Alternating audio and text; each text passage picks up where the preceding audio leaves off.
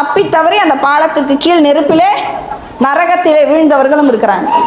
அல்லாஹ் நாடியவர்கள் அதை கடப்பாங்க. அல்லாஹ் யாரை தண்டிக்க விரும்புகிறானோ அவர்கள் அந்த கொக்கி பிடிச்சி கீழே விழுத்து போடும்.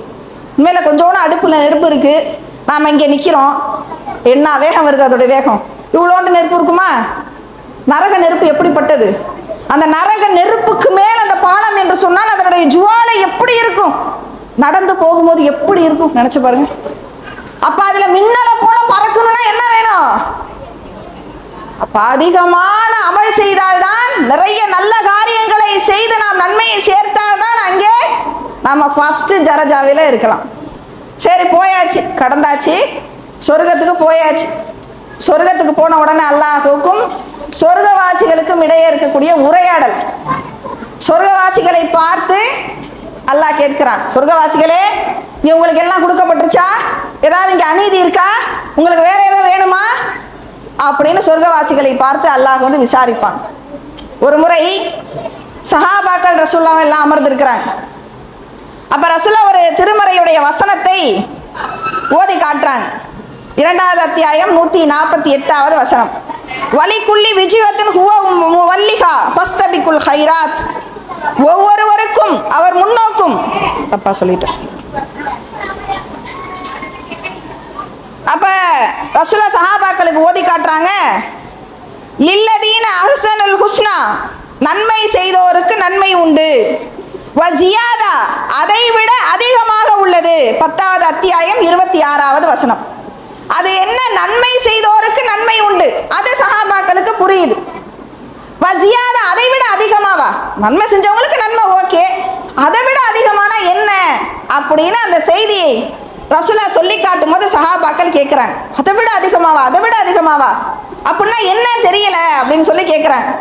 அதுக்கு ரசூலுல்லாஹ் அங்கே சொர்க்கத்திலே உரையாடல் நடக்குது, அந்த சம்பவத்தை ரசூலுல்லாஹ் சொல்லி காட்டுறாங்க. சொர்க்கவாசிகள் போன உடனே அல்லாஹ் கேட்பான், உங்களுக்கு ஏதாவது குறை இருக்குதான்னு. இல்லை யா அல்லாஹ், இப்படிப்பட்ட நரகத்திலிருந்து எங்களை பாதுகாத்து சொர்க்கத்துக்கு கொண்டு வண்டிய, இதை விட எங்களுக்கு வேற என்ன வேணும் அப்படின்னு சொர்க்கவாசிகள் எல்லாம் சொல்லுவாங்க. அப்போதுதான் அல்லாஹ் சொல்லுவான், வஸியாதா, இல்லை இதை விட, சொர்க்கத்தை விட வேறு ஒன்று உங்களுக்கு இருக்கு அப்படின்னு அல்லாஹ் சொல்லுவான். அப்ப அந்த சொர்க்கவாசிகள் எல்லாம் வியந்து அப்படியே இருக்கக்கூடிய அந்த நேரத்தில் தான் அல்லாஹ் அந்த திரையை அகற்றுவான். இதுவரை யாராவது அல்லாஹ்வை பார்த்துருக்குறோமா? அல்லாஹ் உற்ற தோழர்னு சொல்லக்கூடிய இப்ராஹிம் நபி பார்த்துருக்குறாங்களா? இல்லை எத்தனையோ நபிமார்கள் பார்த்துருக்குறாங்களா? மூசா நபி பார்க்கணும் பார்க்கணும் பார்க்கணும்னு சொன்னாங்களே, அவங்களுக்கு எல்லாம் காட்சி தந்தானா? இதுவரை யாரும் அல்லாஹ்வை பார்க்கவில்லை. இன்னும் மறுமை வரை, இன்னும் அந்த மறுமை இறுதி மனிதர் வரைக்கும், மௌத்தா போகிற மனிதர் வரைக்கும் யாரும் அல்லாஹ்வை பார்க்க போறதில்லை. மறுமையில் எழுப்பணும்னு அல்லாஹ் எல்லாருக்கும் காட்டிடுவானா? காட்ட மாட்டான். அப்ப எப்ப அல்லாஹ் தன்னுடைய உருவத்தை அடியார்களுக்கு காட்டுவான்? எல்லாம் முடிந்த சிராத்தில் அந்த பாலத்தை கடந்து சொர்க்கத்துக்கு போன பிறகுதான் அல்லாஹ் தன்னுடைய உருவத்தை அடியார்களுக்கு காட்டுவான். அப்ப அதை விட அதிகமான அல்லாஹ் சொன்னானே, அது என்ன? தன்னை அடியார்களுக்கு காட்டுவதைத்தான் அல்லாஹ் சொல்றான். சொர்க்கவாசியா, சொர்க்கமா, அதை விட அதிகமா உங்களுக்கு ஒண்ணு இருக்கு. அப்படியே திரையை அகற்றி அந்த சொர்க்கவாசிகள் எல்லாம் இறைவனை பார்க்கும் போது சொல்லுவாங்களா, யா அல்லாஹ், சொர்க்கமா வேணாம், இப்படி உன்னை பார்த்துட்டு இங்கே இருந்துடுறோம், அதை தாண்டிய இன்பத்தை, சந்தோஷத்தையும் மகிழ்ச்சியும் எனக்கு நீ தந்து விட்டாய் என்று இறைவனை போற்றி புகழ்ந்து துதித்து சஜிதாவில் விழுவார்கள் என்று ஹதீஸ்களிலே இருக்கு. இப்படி இறைவனை சந்திக்கக்கூடிய பாக்கியத்தை நம் அனைவருக்கும் அல்லாஹ் வழங்கணும்னா நம்மகிட்ட என்ன இருக்கணும்? இப்படி ஒரு வெற்றி மறுமையில கிடைக்கணும்னா நம்மளுக்கு கிட்ட என்ன இருக்கணும்? நன்மைகள் அதிகமாக இருக்கணும். அல்லாஹ் தஆலா சொல்லி காட்டுறான், கமன் கான எர்ஜூ லிகா ரப்பிஹி பல் யமல் அமலன் சாலிகன் வலா யுஷ்ரிக் பி இபாதிஹி ரப்பிஹி அஹதா. தனது இறைவனின் சந்திப்பை எதிர்பார்ப்பவர், மறுமையில வெற்றி அடைஞ்சு இறைவனை சந்திக்கணுமா, அதை நீங்க எதிர்பார்க்கிறீங்களா? அப்படி எதிர்பார்க்கிறவங்க நல்லறம் செய்யட்டும், தனது இறை வணக்கத்தில் எவரையும் அல்லாஹ்வுக்கு இணை கற்பிக்காது இருக்கட்டும். இப்ப இறைவனை மறுமையில சந்திக்கிறவங்க என்ன ரெண்டு செய்யணும்? ஒன்னு நல்லறம் செய்யணும், தன்னுடைய இறை வணக்கத்தில் அல்லாஹ்வுக்கு பக்கத்துல யாரையும் வைக்காம இணை கற்பிக்காம இருக்கணும். அப்ப அவர்களுக்கு தான் மறுமை வெற்றி, அவர்கள் தான் நாளை சுவனம் செல்ல முடியும், அவர்கள் தான் சுவனம் சென்று இறைவனை மறுமையிலே பார்க்க முடியும். இப்படிப்பட்ட பாக்கியத்தை நம் குடும்பத்தில் அனைவருக்கும் அல்லாஹ் தரணும்னா என்ன செய்யணும்? நம்ம குடும்பத்தில் உள்ள அனைவருக்கும் மார்க்கத்தை போதிக்கணும். நாம நன்மை செஞ்சு நாம மட்டும் சொர்க்கம் போனா போதுமா? நம்ம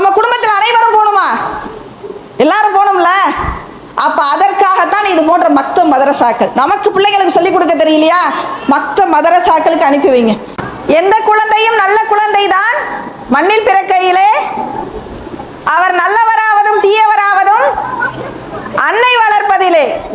இதே கருத்தை தான் இஸ்லாமிய மார்க்கமும் சொல்லுது. எல்லா குழந்தைகளும் பிறக்கும் போது நல்ல குழந்தைகளாகத்தான் பிறக்கிறாங்க. ஆனால் அவர்கள் கிறிஸ்தவர்களாகவும் நெருப்பு வணங்கிகளாகவும் யூதர்களாகவும் பெற்றோர்களின் வளர்ப்பின் மூலமாகத்தான் அவர்கள் மாற்றப்படுறாங்க அப்படின்னு சொல்லி ரசூலா சொல்றாங்க. அப்ப எல்லா குழந்தைகளுக்கும் முதல் ஆசிரியர் யாரு? பெற்றோர்களாகிய நாம் தான். அப்ப நாம் தான் அவர்கள் எந்த வழியில் சென்றார் அவர்களுக்கு நன்மை, எது வழியில் சென்றால் அவர்களுக்கு தீமை என்பதை பிரித்து அறிவித்து காட்டணும். ஆனா நம்மளுடைய நிலை என்ன? காலையில ஸ்கூலுக்கு அனுப்புறோம், சாயங்காலம் 4 மணியோ 5 மணியோ புள்ள வருது. வந்த உடனே ஏதோ கொஞ்சம் ரிலாக்ஸ் பண்ணிட்டு மறுபடியும் என்ன திரும்பவும் டியூஷன் அனுப்புறோம். காலையில இருந்து அப்ப இரவு வரைக்கும் பிள்ளைகளை எதுக்கு அனுப்புறோம்? இந்த இம்மைக்கு மட்டுமே பயனளிக்கக்கூடிய கல்வியை கற்றுக்கொள்ள அனுப்புறோம்ல.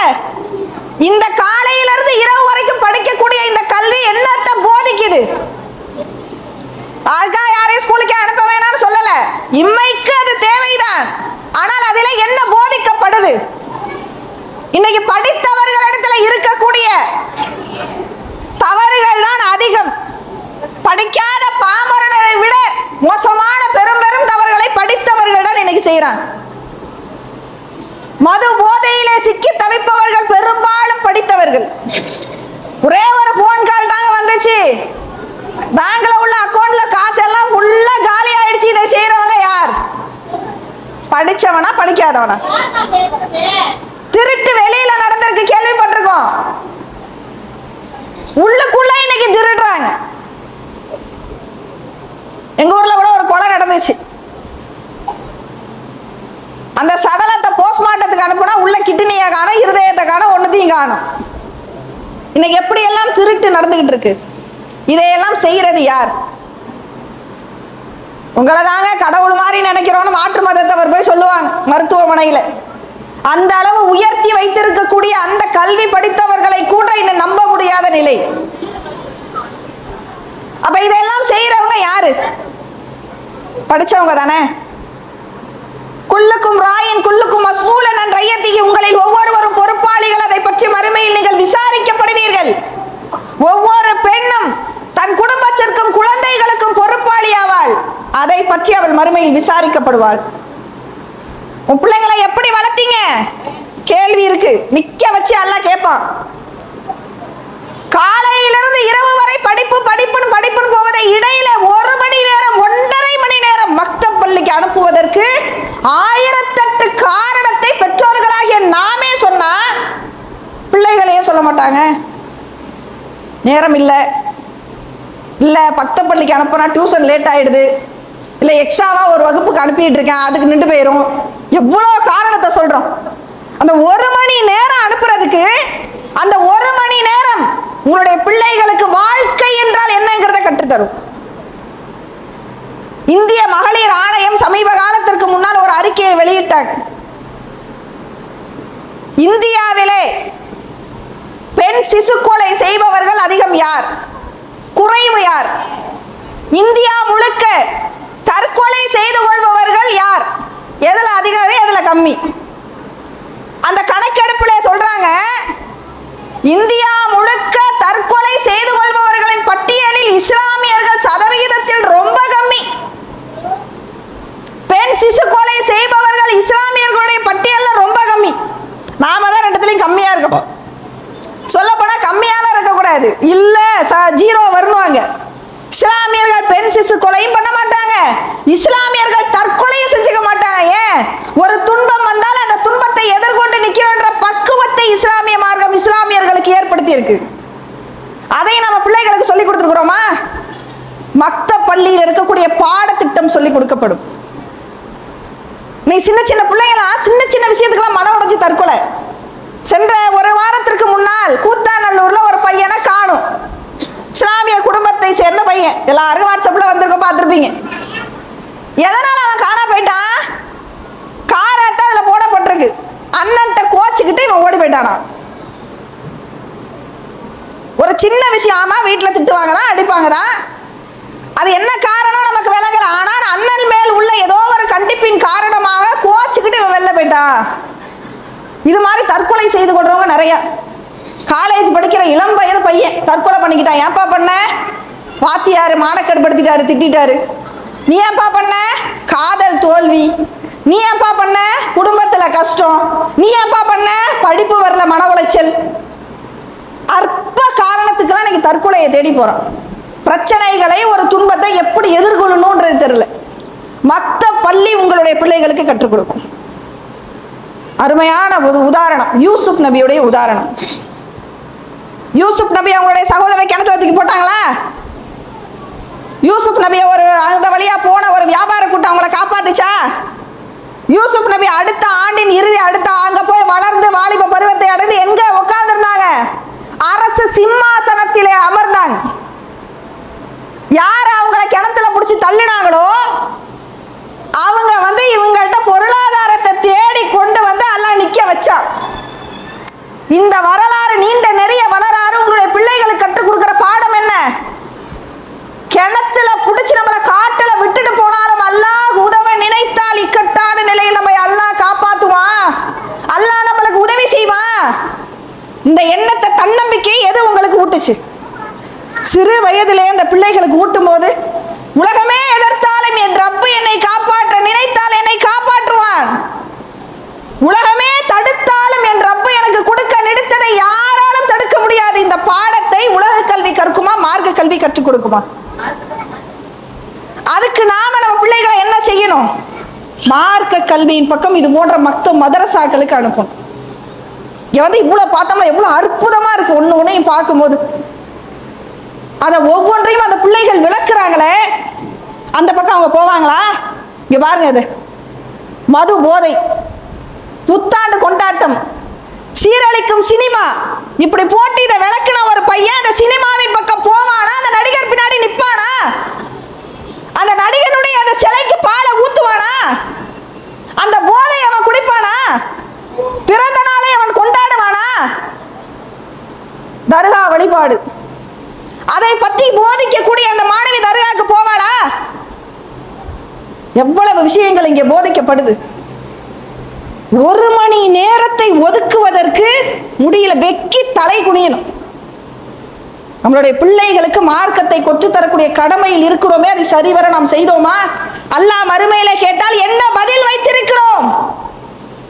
குர்ஆன் எல்லார் வீடுகளிலும் இருக்கு, ஆனால் ஓதப்படுகிறதா? நீங்கள் தானே முதல் ஆசிரியர். நீங்களே தொழாதவர்களாக இருக்கும்போது உங்க பிள்ளை எப்படி தொழுவோம்? நாம் என்ன அல்லாஹ் இடத்துல பதில் சொல்ல போறோம்? இப்ப மற்ற மதரசாவின் அவசியத்தை முதலில் நாம உணரணும். அதற்கு பிறகு நம்மளுடைய பிள்ளைகளுக்கு புகுத்தணும். அது நாளைக்கே தஜ்ஜால் வந்தால் இவன் தான் தஜ்ஜால் என்று உங்க பிள்ளைகளுக்கு தெரியுமா? கற்றுக் கொடுத்திருக்கிறீங்களா? நாளைக்கே தஜ்ஜால் வரான், ஆஹா இவனை பற்றி நம்ம படிச்சிருக்கிறோமே, இவன் தஜ்ஜால், இவன் பின்னாடி போக கூடாது, நம்ம பிள்ளைகளுக்கு தெரியுமா? இது யஜூஜ் மஜூஜ் கூட்டம், நம்ம பிள்ளைகளுக்கு தெரியுமா? இதோ இறங்குறாங்க, இவங்க தான் ஈசா நபி, நம்ம பிள்ளைகளுக்கு தெரியுமா? இங்கே பார்த்தோம், பாடம் இருக்கிறது. நாளைக்கே அல்லாஹ் ஒரு வாய்ப்பு தான், ஹஜ் உம்ரா போறோம், அதை பற்றி எத்தனை பேருக்கு தெரியும்? எத்தனை பிள்ளைகளுக்கு தெரியும்? மக்த மசாவுடைய மாணவிகள் அழகான முறையில் ஹஜ்ஜையும் உம்ராவையும் விளக்குறாங்களே, இது போன்று நம்ம அனைவரின் பிள்ளைகளும் கற்றுக்கொள்ள வேண்டாமா? இதுக்கு எது அவசியம்? மக்தப் பள்ளி, உலக கல்விக்கு மட்டும் போறோம். இந்த ஸ்கூல்ல போய் படிச்சா என் பிள்ளை நல்லா படிக்குமா? இந்த ஸ்கூல்ல என்ன நிறைய கோச்சிங் கொடுக்குறாங்களா? இதுல எக்ஸ்ட்ரா என்ன சொல்லி கொடுக்குறாங்க? சரி படிச்சுட்டு எதுல மார்க் கம்மி, அந்த மார்க் கம்மியானுச்சு, அதுக்கு என்ன டியூஷன் வைக்கலாம்? இவ்வளவு சிந்திக்கிறோம். அதுல ஒரு 10% மார்க்கத்துக்கு சிந்திக்கிறோமா? இப்ப நாம் சிந்திப்பதற்கு கடமைப்பட்டிருக்கிறோம். நாளை நமக்கு விசாரணை இருக்கிறது. நம்மளுடைய பிள்ளைகளோடு மறுமையில் வெற்றி அடைய வேண்டும் என்றால் அதற்கு மார்க்க கல்வி அவசியம். அப்படிப்பட்ட கல்வியை நாமும் கற்று நம்மளுடைய பிள்ளைகளுக்கும் கற்பிக்கக்கூடிய இது போன்ற இடங்களுக்கு அனுப்பி நாம் மறுமையில் வெற்றி அடைய அல்லாஹ் உங்களுக்கும் எனக்கும் உதவி செய்வானாக என்று கூறி எனது இந்த உரையினை முடித்துக் கொள்கிறேன். வாஹிர் தவானா அல்ஹம்துலில்லாஹி ரபில் ஆலமீன். அஸ்ஸலாமு அலைக்கும் ரஹ்மத்துல்லாஹி வபரகாத்துஹு.